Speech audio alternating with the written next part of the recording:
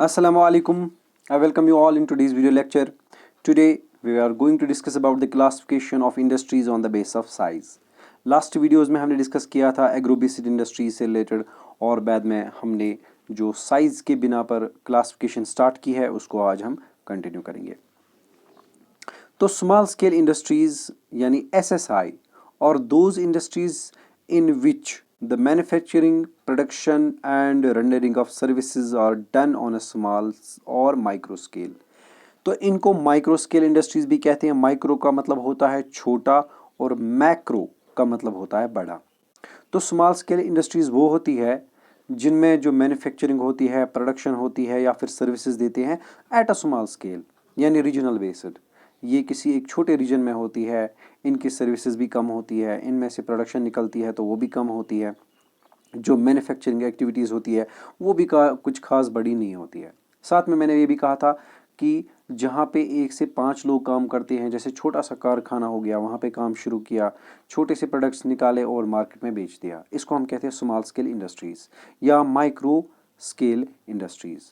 Example के तौर पे कॉटेज इंडस्ट्री या हाउस होल्ड इंडस्ट्री, यानी घर में 4-5 लोग काम करते हैं, जैसे कालीन बनाना हुआ, शाल मेकिंग हो गया, या जो कारपेट मेकिंग होता है, या जो पेपर माशी होता है, तो इनको हम कहते हैं कॉटेज इंडस्ट्रीज़ या हाउस होल्ड इंडस्ट्रीज़। यानी ये छोटे से घर में होते हैं, छोटा सा एक कारखाना होता है जहाँ पे यही कोई 4-5 लोग काम करते हैं।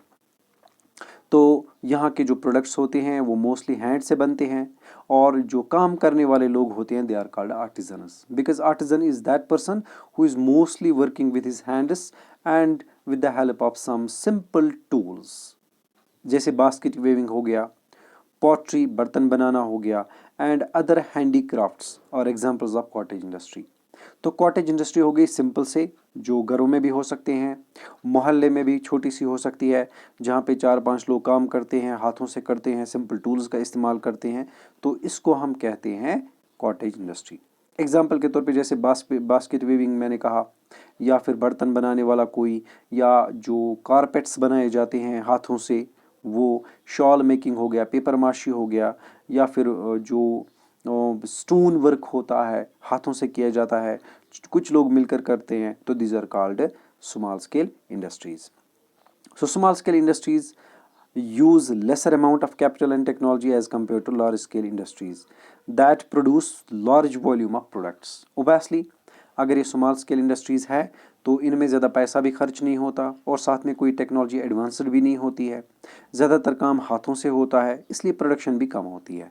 यानी यहाँ से जो चीज़ें निकलती हैं उनकी जो क्वांटिटी है, उनका जो वॉल्यूम है वो कम होता है उन इंडस्ट्रीज से जिनमें बड़ी बड़ी मशीन्स होती है, जिनमें ज़्यादा लोग काम करते हैं।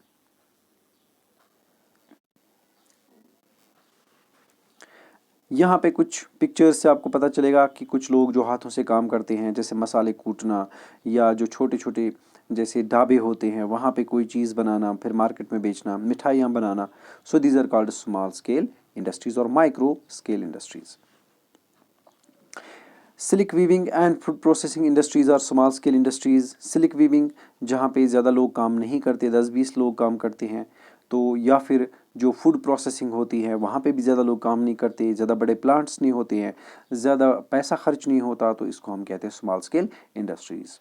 लेकिन कुछ इंडस्ट्रीज ऐसे होती है जिनकी बड़ी बड़ी बिल्डिंग्स होती है, जहाँ पे लोग जो काम करते हैं वो बहुत ज़्यादा होते हैं और जिन पे पैसा भी बहुत ज़्यादा खर्च होता है, ऐसी इंडस्ट्रीज़ को हम कहते हैं लार्ज स्केल इंडस्ट्रीज़। इनमें यूजुअली अगर हम लेबर फोर्स के बिना पर क्लासफाई करेंगे तो 500 से ज़्यादा लोग जहाँ पे काम करें they are called large scale industries. तो 500, 5,000, 50,000, 5 लाख लोग जहाँ पे भी काम करते हैं उनको कहते हैं लार्ज स्केल इंडस्ट्रीज़। इसी तरह से जहाँ पे करोड़ों का बिजनेस हो वो भी लार्ज स्केल इंडस्ट्रीज़। तो जहाँ पे प्रोडक्शन भी बहुत ज़्यादा हो, जिसका मार्केट भी अच्छा खासा हो, कभी कंट्री से बाहर, तो इनको हम कहते हैं large scale industries.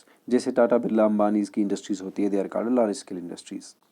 Investment of capital is higher and the technology used is superior in large scale industries. Obviously इनको कभी कभार मैकेनाइज्ड इंडस्ट्रीज भी कहते हैं, because machines are mostly used for the production purposes as instead of labour force. तो कभी कभार कुछ इंडस्ट्रीज ऐसी होती है जहाँ पे मशीन से ज़्यादा काम लिया जाता है ना कि लोगों से। कहीं पे लोग ज़्यादा काम करते हैं, मशीन नहीं। तो डिपेंड करता है कि एक इंडस्ट्रियलिस्ट क्या चाहता है, क्या वो इंसानों से ही काम लेना चाहता है या फिर मशीन से।